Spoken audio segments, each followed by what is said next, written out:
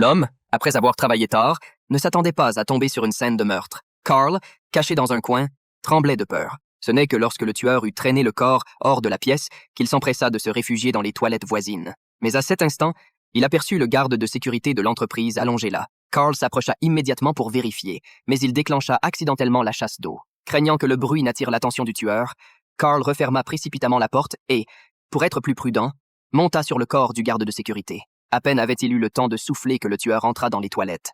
Carl paniqua instantanément, mais le tueur se dirigea droit vers le lavabo. Voyant qu'il était simplement là pour nettoyer le sang, Carl se détendit un peu.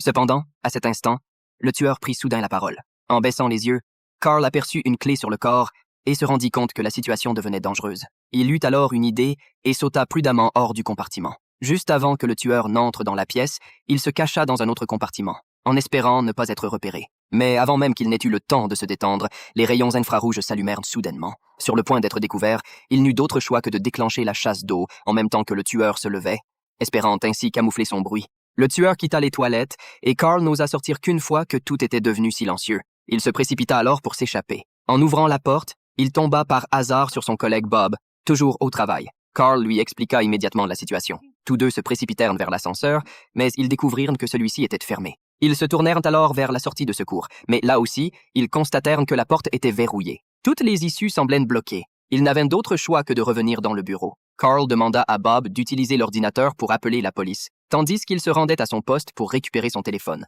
Mais à ce moment-là, il aperçut le tueur qui s'approchait d'eux. Passe-le.